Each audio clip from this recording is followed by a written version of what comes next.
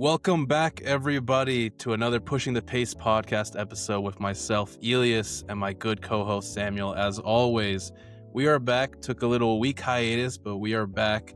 About 10 games into the regular season so far. We got a fun idea today that we were thinking about trends and outliers.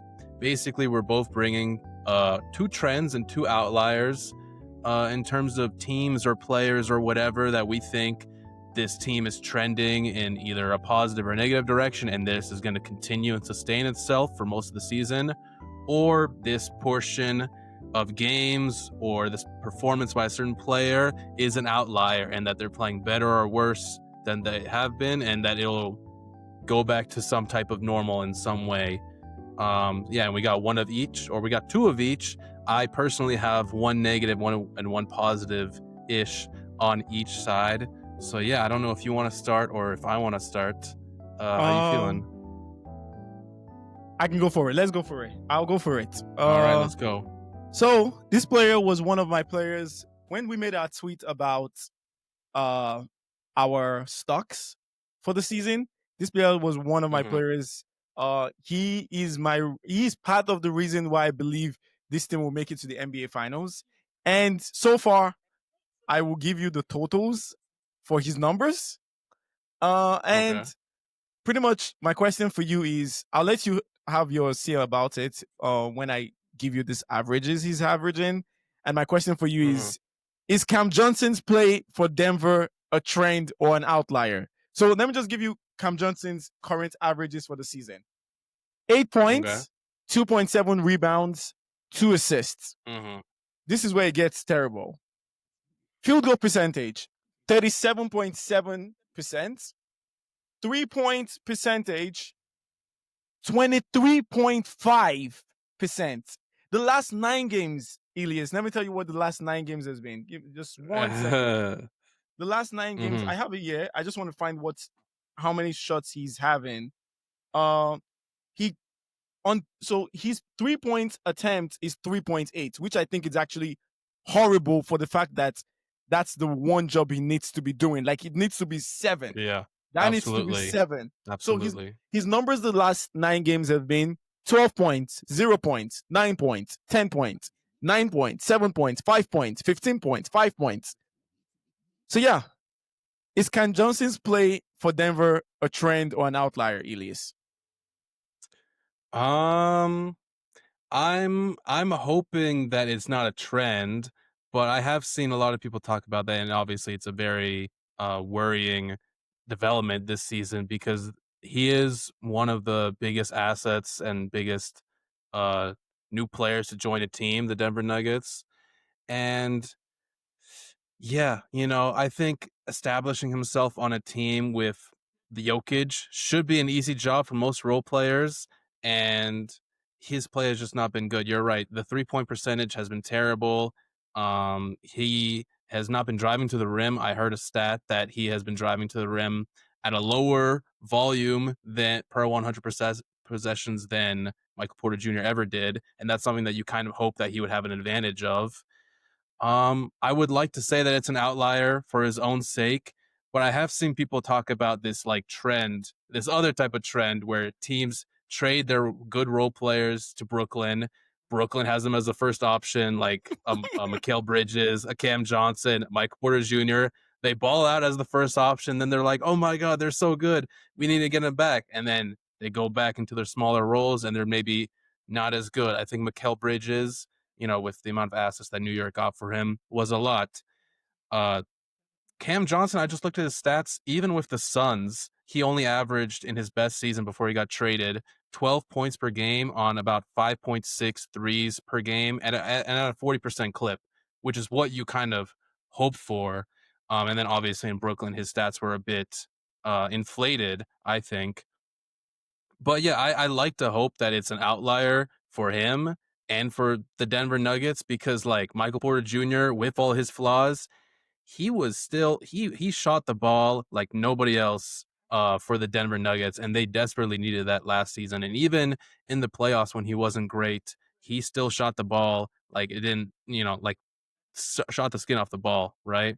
Yeah. So I think that Cam Johnson, just adjusting himself to a new role, back as a role player, back with Jokic or with Jokic for the first time. Um, yeah, I hope it's an outlier for his sake, but the numbers are a bit worrying, especially with how long it's been going on now. I think for me, that 3-point attempt tells me you're being soft there, bro. You're being soft. You're Hmm. being scared. You're playing tentative. And this is Hmm. what I've noticed when I've watched the Nuggets is I think this is a typical case of Cam Johnson did so well in Phoenix. He just had a limited role in Phoenix. And he Yeah. was taking little strides here and there to be like, man, this dude is a really, really good player. You go to Brooklyn, and this is the typical case of a player who has potential or is good goes to a losing team, and that playing for nothing, knowing that you're playing for nothing, creates a terrible. It doesn't build the mental and physical and just the play style that suits taking you from that situation to a contender. The mentality you're Yeah. meant to have, the expectation, the expectation that you're coming every night, and the expectation from fans and everything is that we are contenders. We're meant to win almost every game we step on. It's a completely Yeah. different mentality. How many times did we ever check his box scores when he was in Brooklyn? We never get. Like when you play Yeah. no consequence basketball, it builds terrible traits. And the terrible traits that I'm seeing from Cam Johnson is playing tentative, playing scared, playing slow. Hmm. And again, when you're with a dude like Jokic who creates so much advantages, and Jamal Murray and all, bro, you have to have that quick trigger. You're doing things in 5 seconds. Yep. You're either shooting the ball, you're beating what do you call it? You're beating off the dribble and you're going to the rim to the rack to go score. Like look at Christian Braun.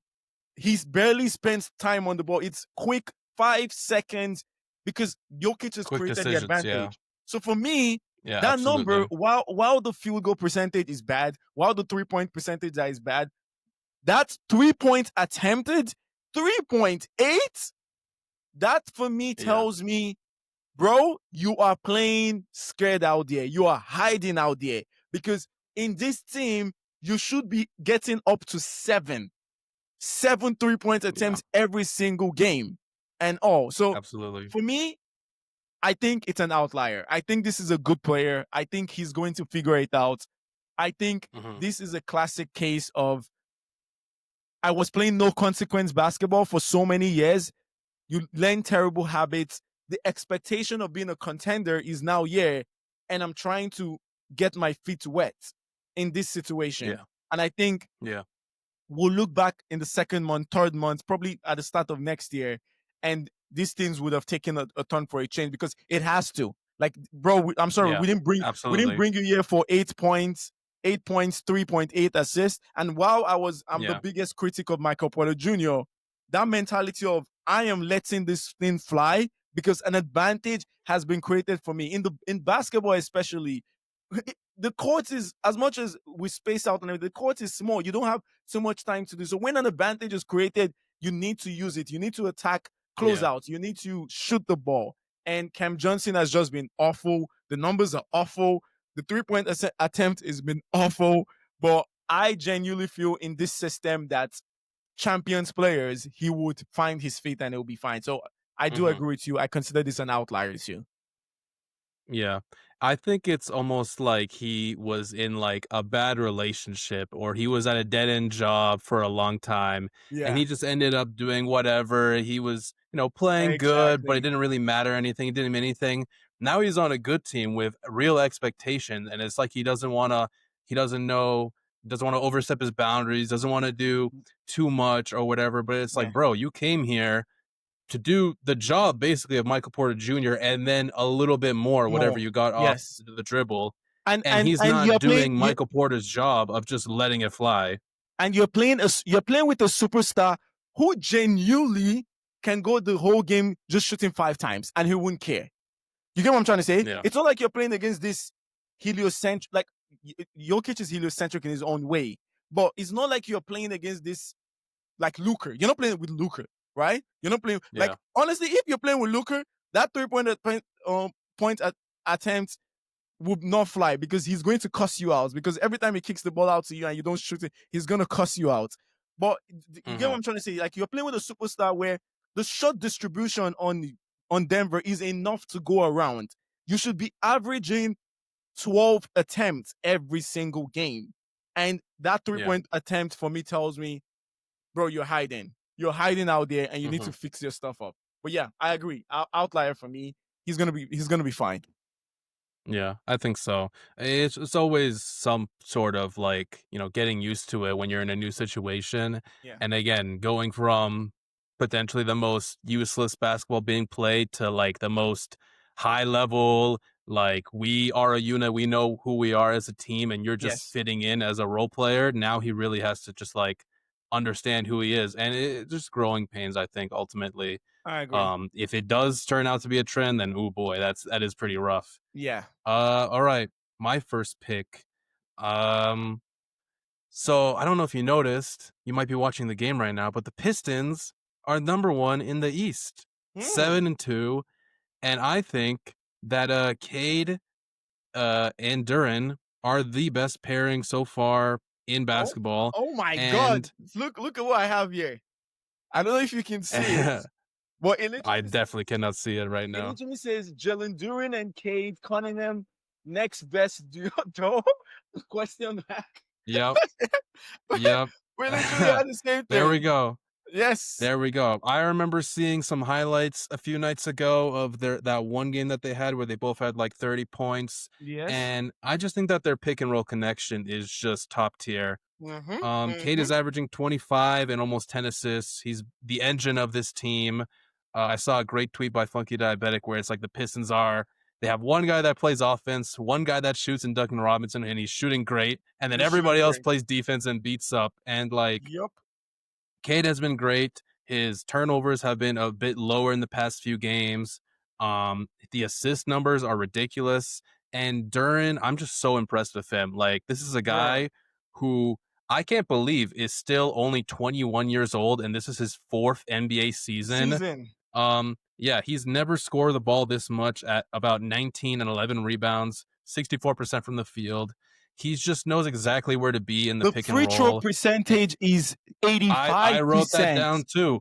85% from free throw line at 6 attempts per game. That Yes. is something that if that stays for the majority of the season, like that is a great improvement from him. I Isaiah Stewart was playing great as well for them defensively. They've been really great. The one worry I have for this team overall is just they don't have a lot of 3-point shooting, like at all, but they yes. are first in the NBA in paint points. Duran and Cade are both top 5 in paint points per game, I believe, in the NBA. Although I remember the list that I saw had only East players like Giannis and Jalen Johnson and whatever. But Yeah. yeah, they are also the top assist pair duo. I saw you wrote that down. I know you saw the same tweet that showed Yes. that Yes. they have Yes. 25 assists together. Yes. I am just super impressed, and this feels like just a combination that has been in the works for so long, and now it's just like they finally, like It's Cade has finally flourishing. gotten to this point where he's just been elite. He knows how to play his game, the finishing at the rim, the threes are not there yet, but I mean, he just has such a good control of the game. And then Duran, he's just gotten a lot better, and he's a strong, big dude.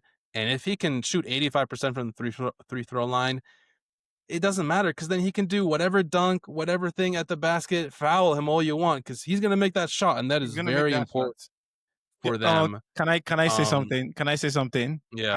I know this is a basketball podcast, but life always intertwined with basketball.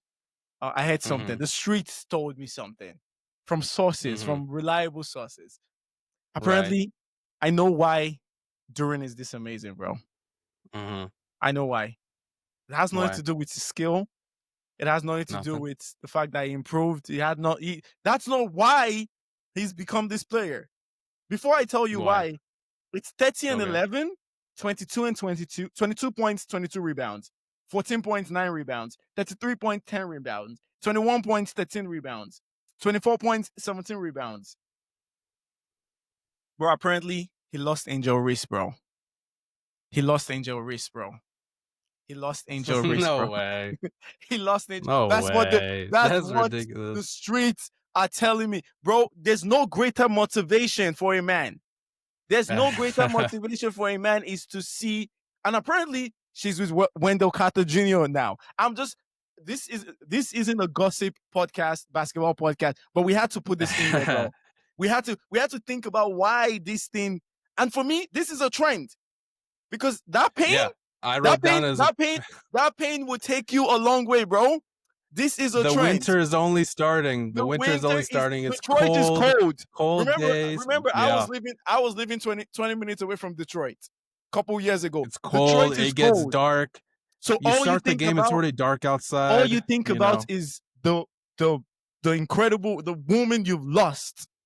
And doom and gloom, and he has no excuse, bro. Like the motivation is there. Do you get see in the gym? Do you see how he's built? Get in the gym. Do you see how he's built? Yeah, bro. I'm sorry, man. Duren and Cade. It's 25, as you said, 25 passes from Cade to Duren, and for a team that went through so much turmoil, and we saw them lose how many games in a row? 28. It feels like.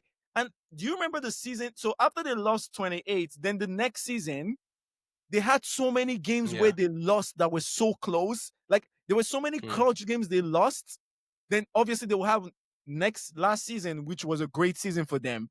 But Cade, Duran, they stuck it together. There was never any time we ever heard anything about like friction or anything. Like these guys just put in the work. Obviously, extra motivation. Cade never said anything like bad. He's always been, blaming himself for losses and stuff like that. Exactly. What can I do more? Exactly. So and all for that. Me, it's 1.2 blocks. Duren has been amazing, and he looks so much like the old 90s centers. Like he just looks like that. He doesn't look like a modern big at all. He looks like the modern bigs we have. Someone like Giannis is also built incredible, but the ball skills are just different. But Duren looks like those 80s, 85s, 90s centers. He's just muscles on muscles. Muscles upon muscles. Like you can't stop him physically. You can't. He's have just no imposing chance. Like that. And that chemistry can only be built with time, with Cade and all. So for me, yes, to answer your question, for me, this is the next great duo we're going to have in the league.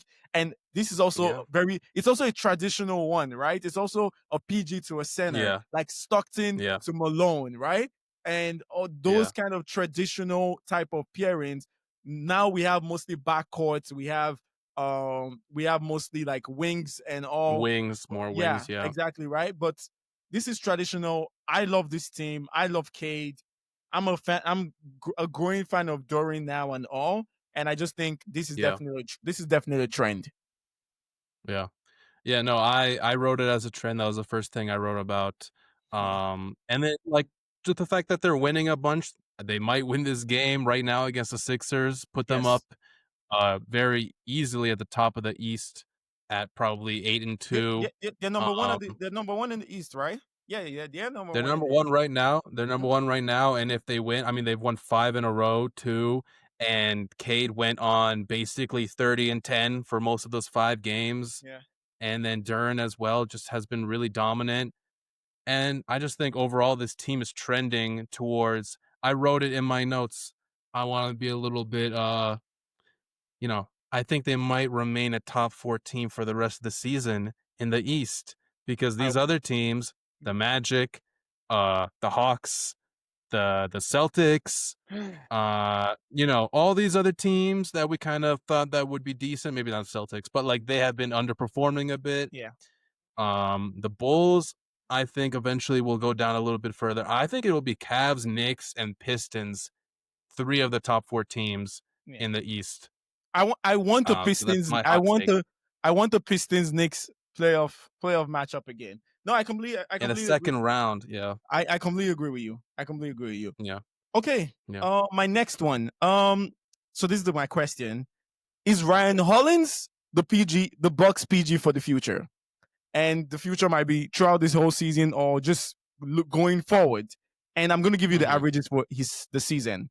So Ryan Rollins right now is averaging 16.7 points, 3.7 rebounds, 5.4 assists, 2 steals, turnovers 2.6, field goal percentage 51.8%, 3-point percentage 42.2% on 5 attempts.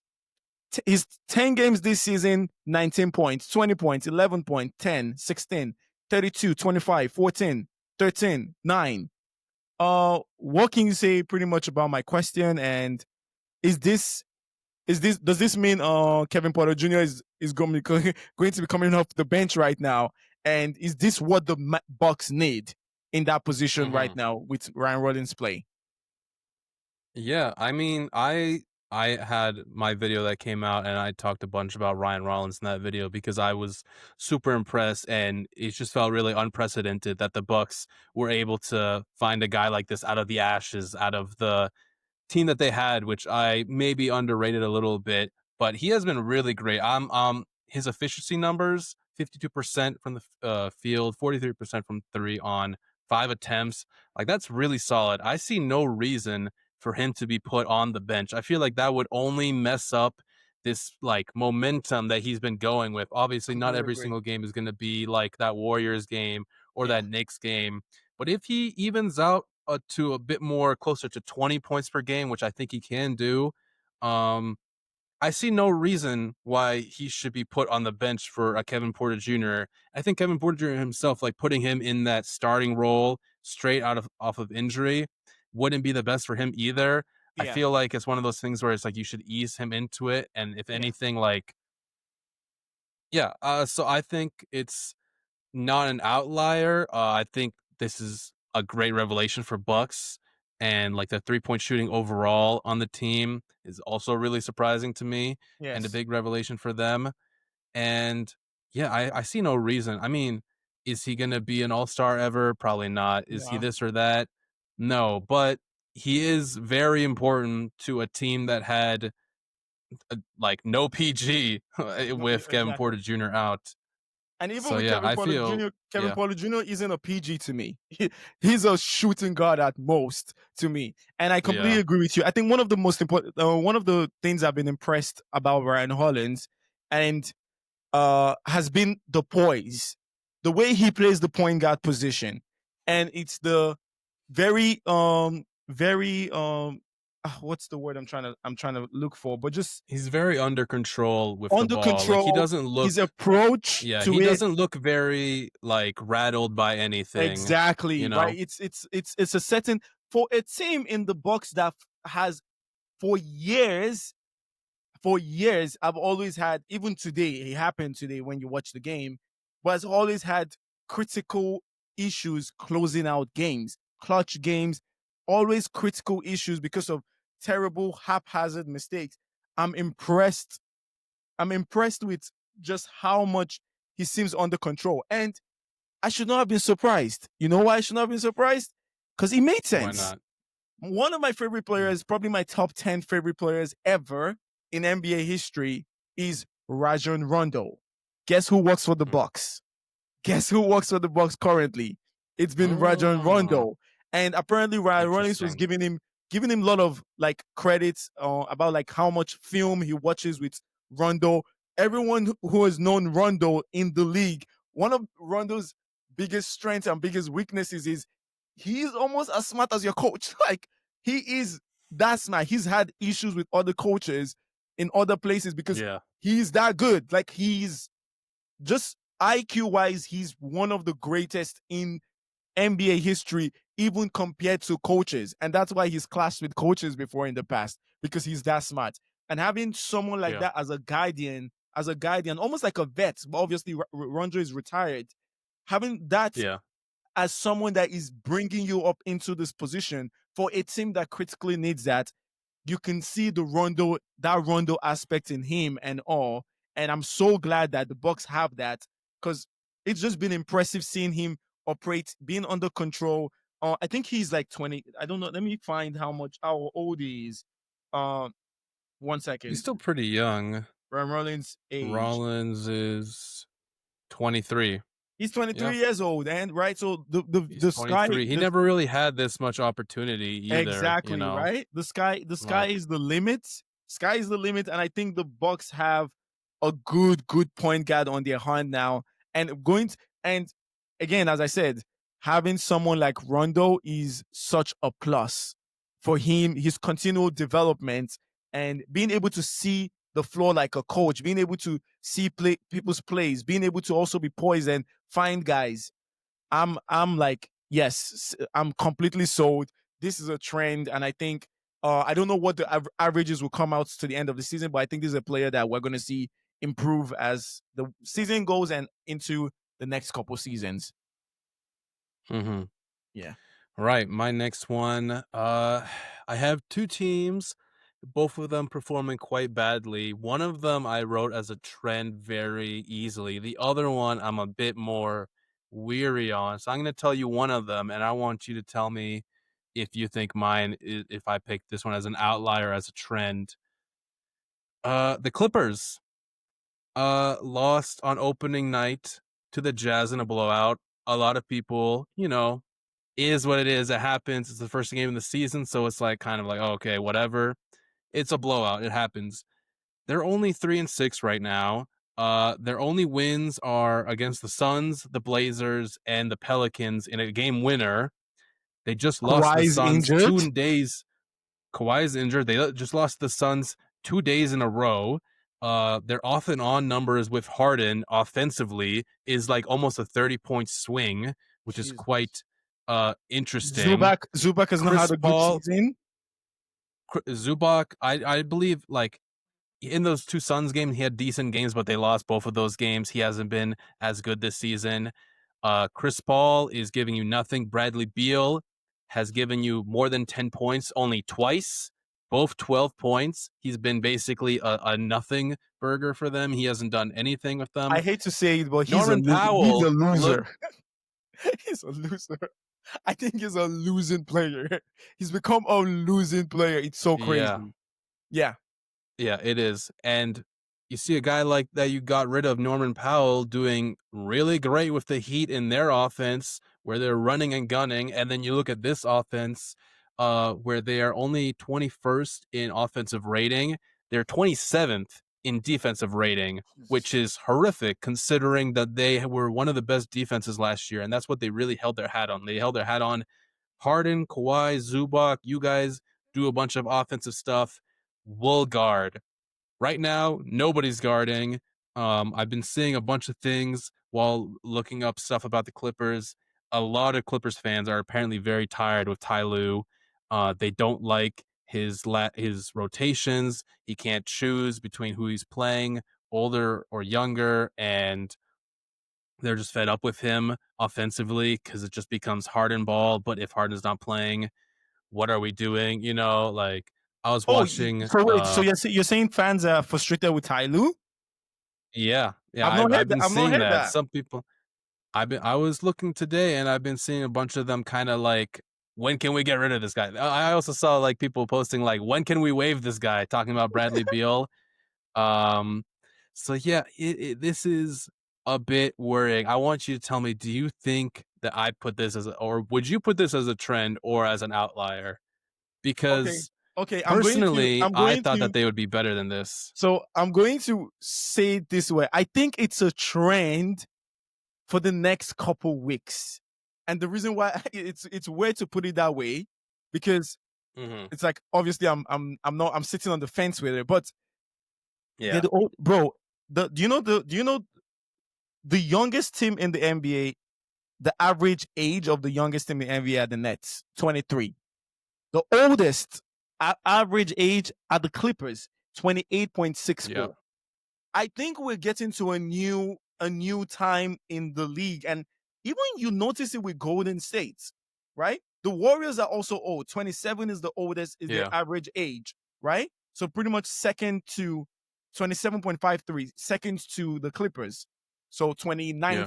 29th, yeah, pretty much. We're getting to a point in the league right now that I'm sorry, you might not be able to just roll out these old teams anymore, bro. You can't roll out Hmm. these old teams. And when we're talking about Yeah. our when we're doing our over and under episode, I was like, man, I was high on the Clippers.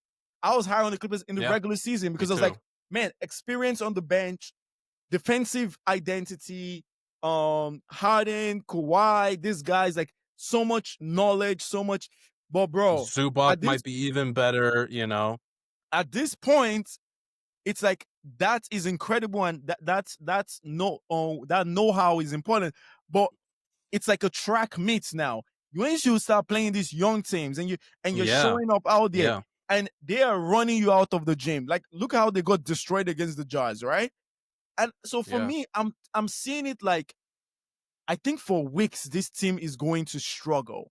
Like for we and again, Kawhi just got an ankle injury. We already know Yeah. he's going to take his sweet ass time to make sure he's fully healthy before he comes back from that injury. And I'm not blaming him. Mhm. That's fine. But I genuinely think they're in trouble. I genuinely think that this is a trend where they're in trouble. And I see this getting to a point where they will pick it up just because they are that know-how. Like it's like, okay, screw this. Like let's dig in and all. But what is Yeah. going to happen is that digging in will still come back to this trend I'm talking about of their age catching up to them. Because when you start Yeah. having to dig in and you start playing, you play Western Conference games like it's a playoff game every single 2 days, every single 3 days. Like you're trying so hard to get wins. That age, the 28 average of your age, is going to have to play is going to play a bad it's going to play badly for you guys in the long run when we start getting to March, April, when we start looking for seeding Yeah. positions. So I think it's a trend that is going to be bad, and they will figure it. I think they will figure it out. But I do feel the trend of them being the fact that they're so old means it will come back to bite them in March, in April, and Yeah. potentially, potentially they'll be in a playing position. Yeah. I put this as an outlier because I think that they have to go back to some level of like defensive Normalcy. identity. We need to like lock back in. We need to play Yes. better. But yeah, I Yeah. actually do agree with however long Kawhi is gone for. Like I think they won't really be a great team until he comes back, and then hopefully that'll spark some sort of like run. But you know, the NBA season is a marathon, and this is an old team, and also a lot of the league was like, let's start out the season sprinting, and not only Mm-hmm. like Mm-hmm. playing very fast. The pace this league this season has been incredibly fast, Yeah. and a team like the Clippers are incredibly slow, have seemed to be almost like lost behind. Like they're all the way in the back and they're like, what's going on? We thought we had all this experience, Do but you you don't remember the got the legs shirts? for it, Do you remember the you know? shirts? We lost to Denver because we didn't run back. Yeah. they, I'm Oof. sorry. Even Yeah. no matter how much you write the shirt, physically, basically, your guys can't Yeah. do it. And like, Yeah. is it Brook Lopez with his slow feet that is going to be running back in transition? Zubac is also a heavy. Bro, it's so crazy. He has like had barely any shots that aren't threes this season. Brook Lopez, like all he's he's he's shooting falling in threes. love It's with so that funny. so much. It's crazy. But I do Yeah. agree with you. Like they have to figure it out. But I just feel when they start figuring it out, they will have to put and expend so much energy. And even with Golden State, you can even see with Golden State that they're not having it. They're not having it easy as much as we rated Golden State and everything. And I think they will be one of the best teams also. But they're not having it easy because these guys are old. These guys are old. They played against the Pacers, Hello? and I don't know if they won that game against the Pacers or did they lose. Was that their only loss against the Pacers? I think that was probably their only loss in the season. So I think that was that's been the Pacers' only win, and and Yeah, you don't want to be and the Pacers' only win. like literally, it's the third quarter right now, and it's 65-65 against the Pacers. I know, like the Golden State started 4-1, That's and so funny. Why are the Pacers playing the Warriors like in the first 2 weeks of the season? They yes, only play twice, and they're like, let's get it out of the way right now. yes, That's so yes, funny. and Golden State started Yeah, 4-1, and now they're 5-5. We're not talking about Golden State, but I just think this old teams, it's no longer. like having old teams and everything in this current NBA isn't Yeah. sweet anymore, man. Isn't sweet. Yeah. Isn't sweet. Yeah, it's kind of funny because I remember saying that I thought that the Warriors wouldn't be as good because they're old, but that the Clippers would be good because of their depth and experience. Yes, And it's like, well, maybe they're all old, they're and the depth all old. is kind of useless. Yep. So Yep. yeah, I think it is a slight outlier because they'll pick it up, but I don't think they'll be the level of team that I expected them to be this season, which is Yes. like almost a guaranteed top 6 seed. Now it might be a little bit I more don't scary. I I don't see think that. a I don't see team that like the anymore. Spurs, yeah, Yes. a team like the Spurs might have leaped them, and they might be our perpetual playing team. Yes. So yeah, that's one of mine. Okay. Okay. To my one. My next one. Elias, do you know a man called Noah LaRoche? I don't believe so. No. You don't believe so? Okay. This guy was last season. Do you remember when Jaren Jackson Jr. was just having an incredible season at the start of the season, right? Like just incredible Mhm. season. He was better than Jar last season, especially the first 4 months of the season. Having an incredible season. Then you start to hear about the style Memphis are playing, where they're playing with Mm, no pick and roll, no pick and rolls and yes. Yes. everything. So that guy, Noah LaRoche, was part of the staff with Thomas Isalo, who is hired right now, that was hired Hmm. in Taylor Jenkins' camp. It's very weird. If you're a sitting head coach and they fire your whole staff and they hire a new staff, it almost means you're next. And he was next. He got fired. Yeah. Jamorant didn't like the style. Whatever style that was, Jamorant didn't like the style. They scrapped it. They focused more on a jar heavy pick and roll with ED and all and stuff like that. The Miami Yeah. Heat hires Noah LaRoche this offseason. He's an offensive coach. And as the season started, people started talking about the Heat playing this style and everything. So obviously, there's so many games going in the NBA. It's very hard for you to have like this concrete idea of what a team is doing when you're flipping through games and obviously you're focusing on your team and all this type of stuff. But I've watched a couple Heat games. And when you watch it, you're like, oh shoot, they are not running pick and rolls, bro. It's Yeah. fast pace. It's you almost everyone on their team Drive and kick, drive and penetrate and kick, kick out for penetrate, threes. isolations. Almost everyone on their team takes people off the dribble. Everyone is a live handle on that team, even Bam Adebayo. And before I tell you about Bam's numbers, let me just give you some numbers. The pace, the Miami Heat's pace, and just pick and roll numbers to just contextualize this. They're number one in pace in the league. Number Yeah. one in possessions in the league in terms of totals, 1,071. Number one Hmm. in pace, as I said, 106.95.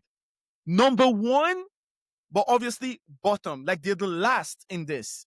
Sorry, they're number 30 in pick and roll ball handler. They have only Yeah. every game, they only do 6.7 possessions. They're last in the league. Number Yeah. 30 in pick and roll man. They never have a roll man this thing. 2.8 possessions. Do you understand? 2.8 percentage 2.8 times in every game, they have a player roll off a pick and roll. Last in the league. Yeah. Number 5 in isolations per game, 11.2. For a team that doesn't really have any dynamic otherworldly superstar, it's befuddling that this team would be Yeah. number 5 in isolation. So number 1 is Houston, obviously, Şengün on Cade. It makes sense. Yeah. Number 2 is the 76ers. Or a lot of that is Maxey and Embiid, right? It makes sense. Number 3 is the Clippers, Yeah. a James Harden offense. It makes sense. Number Absolutely. 4 is the Kings, DeRozan, Westbrook, Zach Levine. Like, you see what I'm trying to point out here, that it doesn't make sense Hmm. that the Heat are number 5 in isolations. But bro, when you watch their game, it's like you're watching something out of Jurassic Park. They don't run pick and rolls, bro. It doesn't exist. You don't see it. And one thing about an Eric Spoelstra offense, or one thing about an Eric Spoelstra strategies, when they do something, they will keep doing it. Like, they are not going to divert from it. So, and this to show you something, as I mentioned, Jaren Jackson had an incredible season. So Bam's numbers is he got injured in the Denver game, so I'm going to disregard that game. But it's 25, 17, 31, 26, 19, 24, 15. So my question to you, I know I spoke along, but I think I needed to give those numbers to show contextualize how crazy the Miami Yeah. Heat are playing.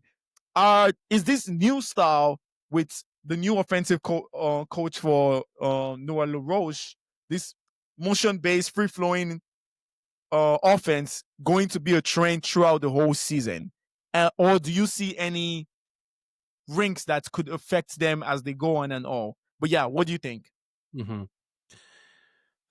No, yeah. Shout out to Jaime Jaquez because he Bro, seemingly revived his career after last season, which was pretty bad.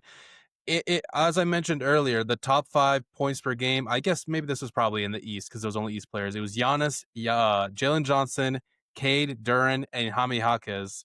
he's In between Cade and downhill. Duren, he's like 14 of his points per game are in the paint, something like that, or like 10 or something like that. He gets downhill and he passes the ball 17, 7, and 5.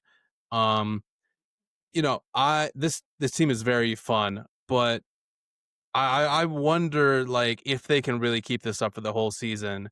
I don't think they'll be an outlier because I think they will continue to play like this the whole season. Yeah. I just don't know if it'll be as successful for the whole year just because this is like pick and roll is such essential in basketball, and if you don't have a game when you're shooting like lights out from 3 or whatever, you know, it might come back to bite you. But I'm really impressed with the Heat.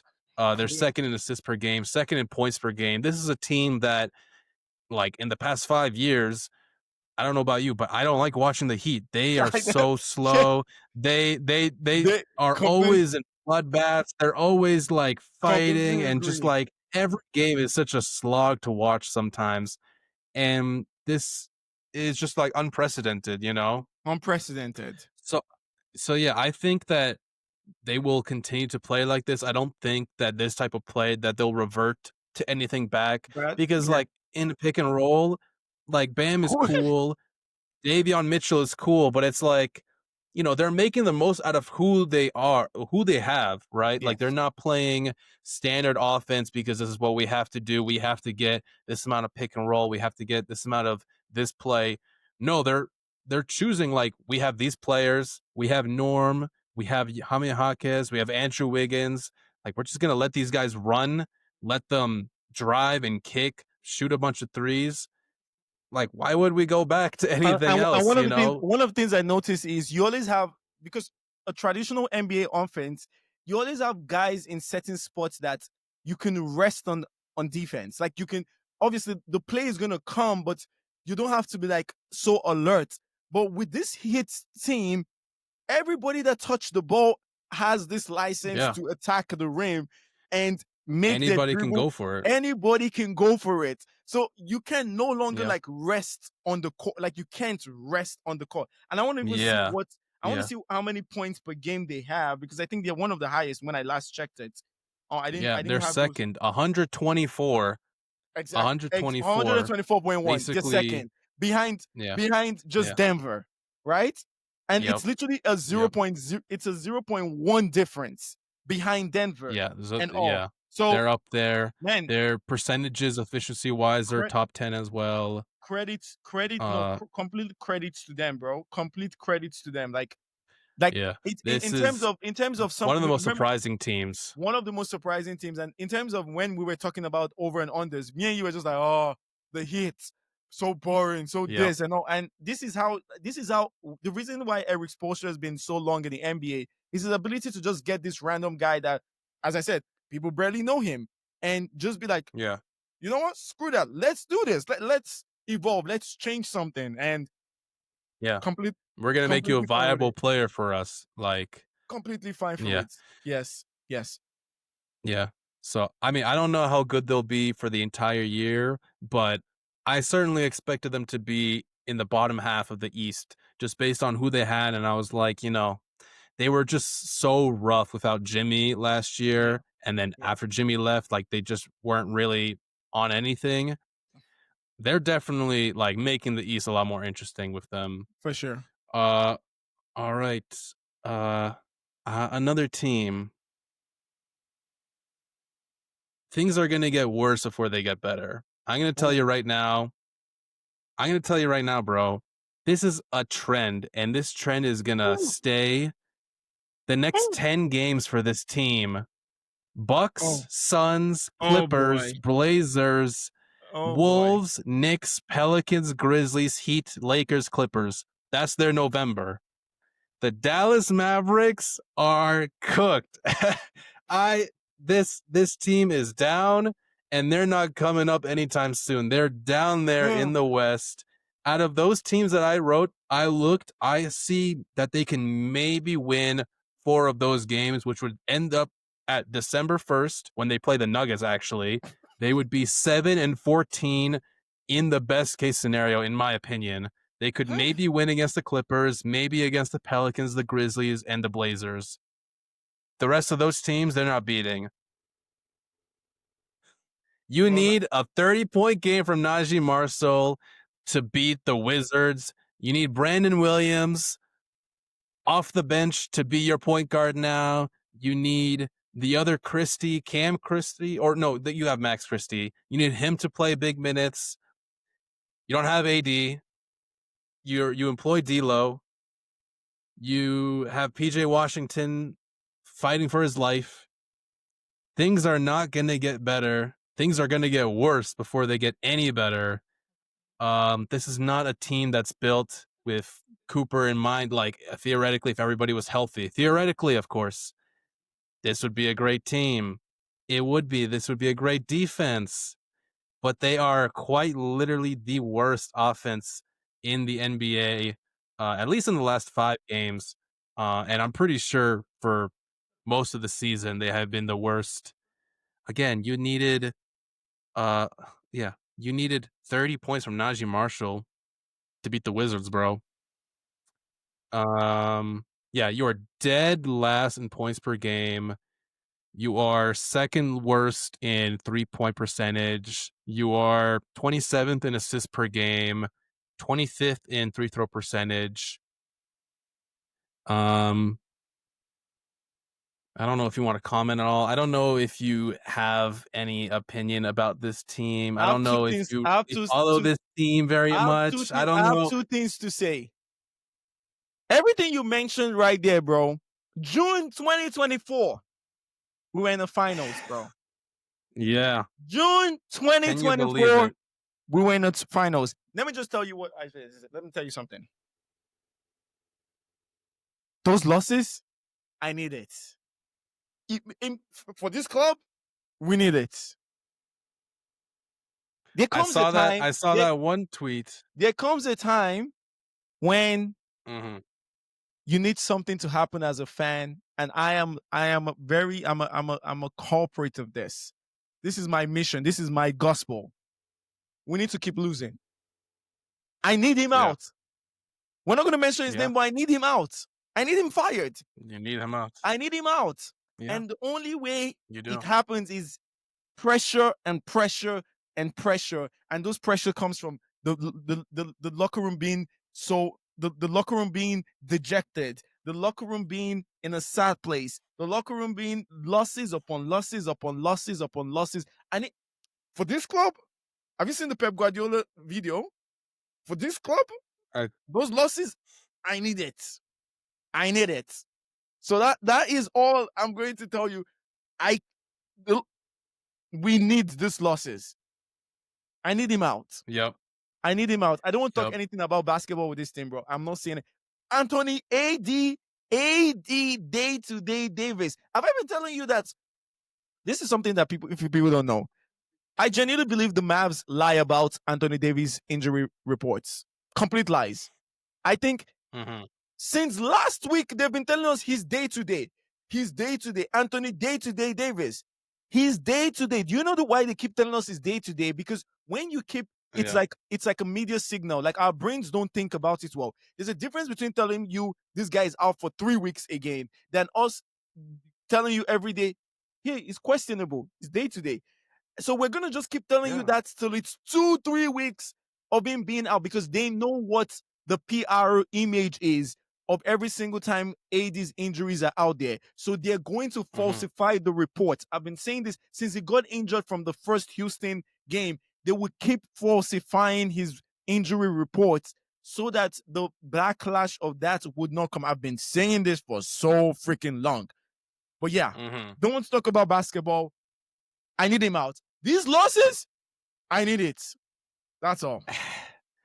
I saw a tweet that was today from Mark Stein about negativity surrounding Mavs is wearing on and troubling ownership.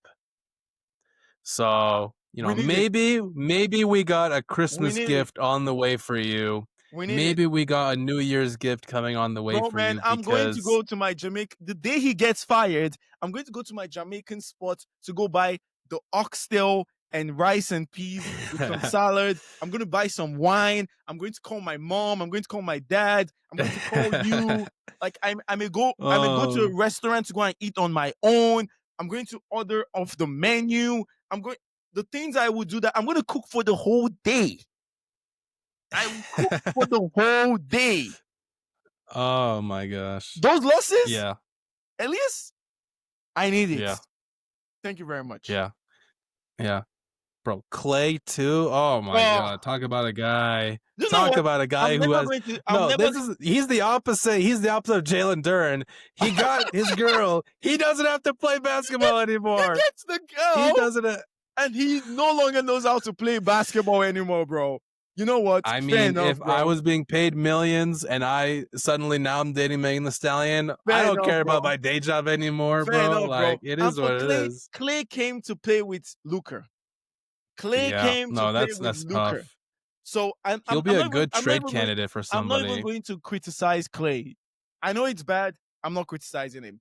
Let's go to my next Yeah. one. This is also a sad one. Yeah. This is a sad one. This is a sad one. This was also a player on my stocks for the season. He's also Mhm. on a team that was on my overs for the season. Right. Bro, man, the last 10 games of Desmond Bane. Desmond Bane. Ooh. Let me tell you the numbers. Ah. I want to include the numbers for today. Sorry, I'm gonna find these numbers for today. Of Give me 1 course. second. We 1 need second. the stats behind it. I mean, we've Yeah. had about 10 games for everybody pretty Yes, much. yes, yes, Some yes, of yes, these yes, stats, you yes. know. Okay. 9 points, 9 points, 22 points, 9 points, 5 points, 5 points, 9 points, 5 points, 9 points, 12 points, 14.8 points average, 4.1 rebounds, 3.9 assists, field goal 43.0, 3 point percentage 29% on 4.1 attempts. How is Desmond Bane not shooting 8 threes a game? How is Mhm. Desmond Bane not shooting 8 threes a game? It's been a shocking, very awful stats for him. And I think Yep. that culminated in did you see the flagrant foul ejection he got when Yeah, yeah, he yeah. pulled the player down and tossed the ball on his head, and he pretty much just lost his head because of the frustrations he's going through. Yeah. These numbers are awful. His true shooting is 52.5%. Bro, his future attempt is like 2.8. The Again, like the Cam Jensen stuff, right? Yeah. 4.1 3-point attempts for Desmond Bane? 4.1? Yeah, Yeah. yeah, like I'm sorry. Like that number should be 8 to 10. He should be a Yeah. 10. He's among the type of shooters in this league that should have 10 3-point attempts every game. 10 Yeah. He should be shooting it like a ridiculous amount, like an amount. amount that makes like old people angry, like Yes, shooting exactly. it like 12 times And per game type of thing. he's Like, that good a shooter too. But this season, yeah. bro, this has been a He should be terrible stat. making 4 threes a A game. game. He He should be should be 40%, 4 out of 10. yeah. 4 Yeah. out of 11, 4 out of like that is the caliber of shot. That is what he was also brought on the team on. And Mhm. it's been a horrid stat. I've caught Yep. the Magic more since last we spoke and all, and it's just they lost against the Boston Celtics again today. Clutch game. Yeah. It's in Paolo's hands. It's in Fran's hands. They're not running pick and rolls through Desmond Bane. There's so many things that they're not doing, and I'm sad for my guy Jamal Mosley, bro. You might be getting the boots when teams make Yeah. when teams make um Big transactions moves. like that, and the 4 first expectation, round picks. the expectation. Everyone like Mhm. us, I was like, man, this team's gonna be a 50 plus win team. Blah blah blah. The Yep. expectation is to win. They can't change the players. You're gonna get the boots. You're gonna get the boots, Absolutely. right? So my question to Yeah. you: do you think Desmond Bane's awful start to the season is a trend or an outlier? It's like it's so bad that it has to come back up. It has to get better. It has to It's get just a matter of when. Like I like this is an outlier, but it's more of like how long will this last? When are we going to get Desmond Bane playing good again? Is this going to last for the rest of the month? Is he going to get better in a week? In a week, is he going to have a game where he goes off and then he's back on the right path? Is it going to last until New Year's?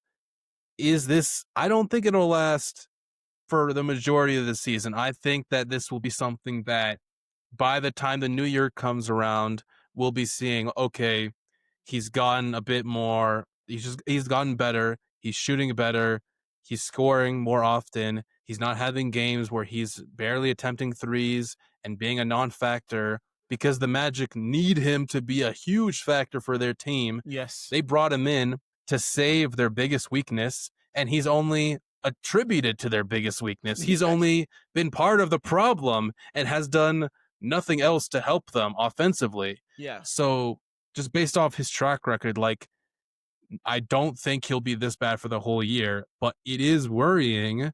And it is more a question of how long will it last? last, And, you know, if it lasts for another 2 months, I mean, the Magic might be cooked for the whole season but if in 2 weeks he's back on the right path, we'll be like, okay, new team, adjustments, hmm whatever. The offense has always been clunky for the Magic. They were figuring him out and all that stuff. But I don't know how long. When are we gonna see some good Desmond Bane games? I don't know when it is. I rate him so It much. might be a while. I rate him so much. So I'm like, he has to, as you say, he has to get better because, bro, this is unacceptable for him, and that's why I'm saying Yeah, I'm scared for my guy Jamal Mosley because when if this thing continues up to next year, he's going to be one of the one of the first few coaches sacked because there's nothing they yeah. can do. I can They've definitely made the see that. trade. They've made the trade. The GM is not going to accept that. Oh, this move is not like the GM is not going to pivot this quick. Like they've Yeah, made the trade. They will believe that we need to put a better coach in there to make this better. So yeah. I completely agree with you. Like it can't it can't be a trend. Like it can't be Yeah, if this this is can't be a trend. it can't be a For trend. everyone's sake, it So cannot I be think this bad. it But can be this bad. And I yeah, think he's also a better player, way better player than this. And yeah, I expect it to be an outlier. yeah.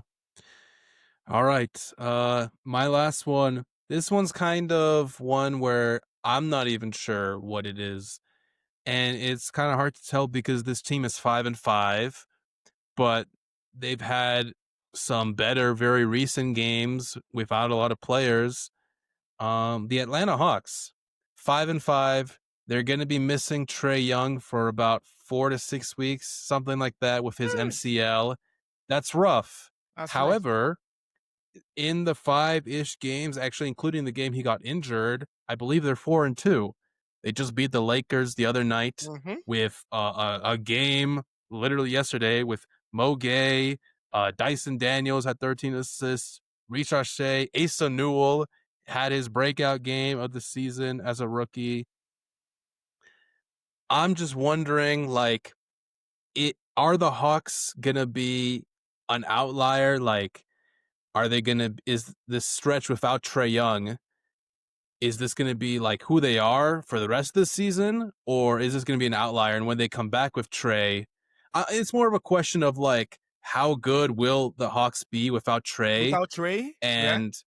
and then will that inform how they go forward? Like if they're really good, or if they're like not that bad without Trey, the options of moving Trey eventually because he's not on the contract next Damn. year, you know, it's a question to me. It's like, will this stretch going forward, will it be an outlier? Will they actually go back down? Like they'll be really bad without Trey, and we're going to be like, oh man, they really need Trey.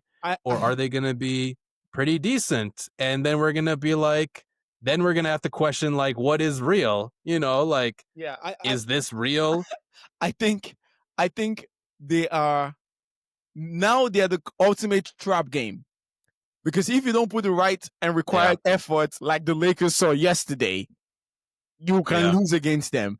So I think it's more of a case of teams being like, okay, we get Alexander Walker is out, we get Trey is out, we get Porzingis is out, we get I think Jalen Johnson is And out, Jalen Johnson is out. right? Yeah. So Hmm. it's to a point where it's like, I think teams are going to take them way more seriously with the right focus and attention.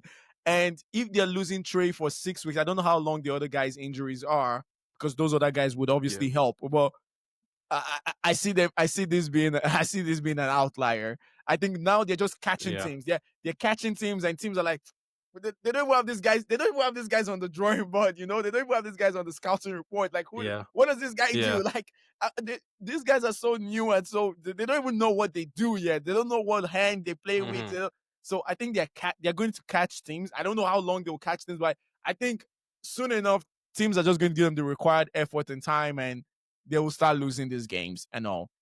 And I Yeah. think Yeah. obviously I still have high hopes for them when Trey comes back and all, but I think teams are going to give Yeah. them the required effort and time and stuff. So I think it's an outlier. It's a question of how important Trey Young is, and like, you know, it is very possible that they are better. Like in the 5 games without Trey Young, they're fourth in defense. That's a Jalen Johnson stat. That's a Dyson Daniels stat. Mm-hmm. That's a Porzingis when he plays stat. Like, and then Dyson Daniels in this stretch as well, 14, 7, and 7. Jalen Johnson about 20, 10, and 5. Like, maybe like this is going to be a question for the Hawks going into offseason, when the season is over. How much do you pay Trey Young, and do you still want him on this team? Yeah. And we both thought that like Trey should have a good season and he should be on this team, and like he's an offensive powerhouse.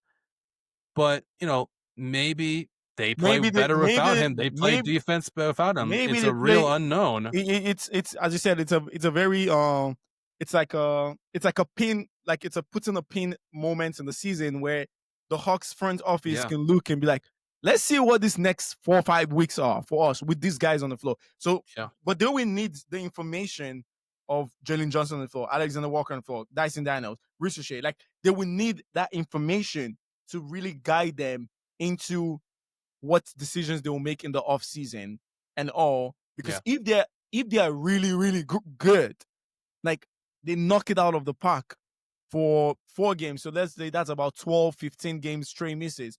Whatever the record is and whatever the eye test is going to show them, we'll really be like, okay, maybe we can pivot. We can pivot in how we construct our team in the future. Hmm. That's looking into next season. And it's very possible Trey might come back and they're still really good, right? And all. But I completely agree with you. It's teams don't. It's sometimes you never really get a chance to know with teams. Like you never really get a chance as a front office or organization to see these things, but it's an important period of time that if I was a GM, I would look at this amount of games. How are we playing? What those tendencies are we showing? Like, is there things I like about this team that maybe Trey doesn't add to this, and there's another player that we can go for in the off in the free agency, and we can add to this, and we just let Trey go. That's a decision they have Yeah. to make. But I completely agree with you. Yeah. And a very fun development is tomorrow Hawks play the Clippers. That'll be a fun That'll be game. a I think fun the game to Clippers see. might Yeah, especially yeah, talking about both of these teams that are kind of struggling or just Yeah, like very I don't know what the Hawks are at this point. Like, exactly, you know, exactly. we'll see. That'll be an interesting game. But yeah, those are all the points that I got so far. Yeah, Yeah, that's it for me too. That's yeah, me for me too. I had like four. I think we both had four each, and yeah, we both had four each, and we had Jalen Duren and Kate Cunningham's one intersect. So perfect five, yeah, perfect number. Yeah. yeah. There you go.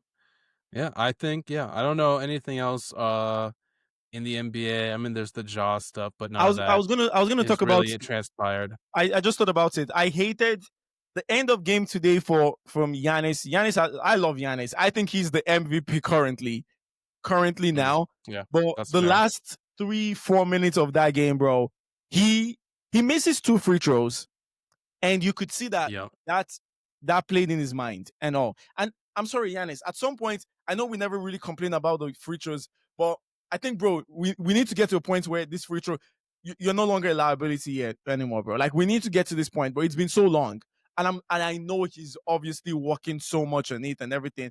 But I don't know, bro. You need to go find someone. You need to go to the monks, go somewhere, go figure this thing out because he misses those yeah, two free throws. I think it was going to be a tie game if he made it. He misses it. And bro, on the next possession, I believe the next possession, the very next possession, KD is with the ball. KD picks up the ball, and Giannis is hounding him from like full court pressure, hounding him, trying to steal the ball, digging his hand. It could have easily been a foul. Digging his hand, yeah, KD spins him, and I think KD drops off the ball for his Shengun, and it goes to a man. Pretty much, the Rockets don't score in that possession. And I'm watching because I'm like, bro, it's a 2 point game. There's no reason to be. There's still enough time on the clock. Like I think 2 3 minutes on the clock. There's no reason to be so aggressive because he lost his. Because he's pissed that he missed the free throws. Next yeah, possession, Bucks don't score. Next possession, Shengun gets the ball. He's hounding Shengun. And I'm watching. I'm like, bro, you don't need to do this. Stay away. Stay away. Why are you doing this? Shengun spins him, scores an end one. Pretty much the game is over from there. And I'm like, this clutch. And Yanis is a proponent of this. He's also part of this. It's plagued the Bucks for so long. Like so long as a Bucks fan, I'm never fully confident in the decision making processes of this Bucks team, even since Bud was here. But Michael is it Mike? Yeah, Mike Buden- Budenholzer was here, Mike right? Budenholzer. Yeah, Ever since he's been here and all, it's been something. And hey, a lot of people have left. Who is the one guy that is still there? Giannis, right? So I hmm that you know how much I feel about this guy. You know how much I love him and all. But this is something that shows an identity about this team that you are a, you are part and a main parcel proponent of. or main proponent Yeah, of, right? Like you're a main proponent hmm of this. And I think I'd probably make a video about this because I think now that I'm thinking about it, it's actually like making me pissed. Because you watch yeah, the last couple minutes of this game, and Bucks had control of this game. They played really well, but it comes to the clutch listen, and you identify with this issue that they've been having for a long time, and it's for me it's just it's annoying that you're too experienced. You're too experienced to be yeah, doing this, bro. You're no longer a young player. Like you're 12 years in this league, my guy. And he lost the game for them in those two decisions he made. And I was frustrated. It was irritating. yeah. Yeah. Houston in that game went on a 22-6 run to finish Yes. the game. This is From not the 4 minutes 33 this is not seconds the left, bro. Giannis only had 2 points and they were both free throws. I don't know what the numbers are, and I'm not going to go back and I'm not going to go look in the last 5 years of this for the Bucks. But you saying Yeah, something like that has happened so many times as a Bucks fan. I have experienced that too many times, way too many yeah, times, and I'm frustrated about it. Like I am just frustrated about it because I'm like, again, as I said, Eric Bledsoe is no longer there. Drew is no longer there. Middleton is no longer there. All these guys are no longer there. You're the one guy that is still there. That same issue is still carrying on. You have a different select yeah, cast of players. I was just talking about Ryan Rollins and his composure. He's like That's why I was like, that's very important for this Bucks team. Like, that's very important for this Bucks team. The ability to be calm under pressure in close games and making decisions. And bro, sorry, your best player, the most experienced guy there, as I said, the MVP of the league, you're doing that. Like, that was embarrassing, man. That was Yeah. embarrassing. Like, I was pissed. I Yeah, that was was a pissed. rough fourth quarter end for the Bucks, and a great win for the Rockets, who have been still one of the best teams in the league. But Those yeah, guys, did you see the sorry, did you see the numbers of offensive rebounding for? So when you shoot the ball, when they yeah, shoot the ball, they get the ball back 42% of the time. Bro, in an NBA game, hmm how can you win when you don't get the ball? Like, half the time your opponent yeah. gets the ball. Trust me, I was watching last night against the Sixers, the Raptors, bro. They could not rebound for their life in that fourth quarter. There was one point that it was like it could have been one of those like Shaq and a Fool moments where they have like the music and there's like dun, dun, dun, dun, dun, dun, Yeah, dun, dun, like everybody running around making stupid mistakes yeah. because it was just the Sixers and it was Andre Drummond missing so many hook shots at the basket, but the Sixers kept getting the rebound and the Raptors couldn't do anything. It was so frustrating. Nothing is so Um, frustrating for and a fan than you seeing your can't team lose close a you can't close the possession. You know, you you can't can't if you close it. can't And rebound, when you don't, you can't and win. the amount of open threes that generates, oh God, when you lose the Yeah. amount of open threes, it's like a wasted effort. Or with all your defensive, like seeing your team execute defensively, then now lose the offensive rebound is one of the most gut wrenching thing in the NBA. Yeah. I Yeah, just checked this right now. Do you know how many rebounds the Raptors had in the fourth quarter? 3. Jesus God. And 2 of them were offensive. So they had 1 defensive rebound in the fourth quarter, bro. Holy moly. I didn't Crazy, realize it was that bad. Meanwhile, bro. the Sixers had 12 defensive rebounds and 8 offensive rebounds. Jesus. Yeah, that's the game. That's the game. So, yeah, Yeah. that's literally the game Defense. right there. What's that? Boardman gets paid, as Kawhi says. Yeah, Boardman gets Boardman paid. gets Yeah. paid. Yeah. That's it for me, Boards, yeah, Elias. boards are I don't. important for a reason. Yeah, Yeah. there we go. Another great Pushing the Pace podcast episode. Please, everybody, like, subscribe, give us 5 stars. I don't know what Spotify has. Give us all the ratings. Shout Fanduel, us out. Talk to your friends about call it. us. We need sponsors. Call your local sponsor and tell them you gotta give these guys a call. You gotta give them some money, and they'll shout you out. Let me They'll tell shout you. you out. Thank you very much. Thank you, everybody, for watching, and have a great rest of your day, night. Take care. Elias, have a great one. Peace, guys. Peace.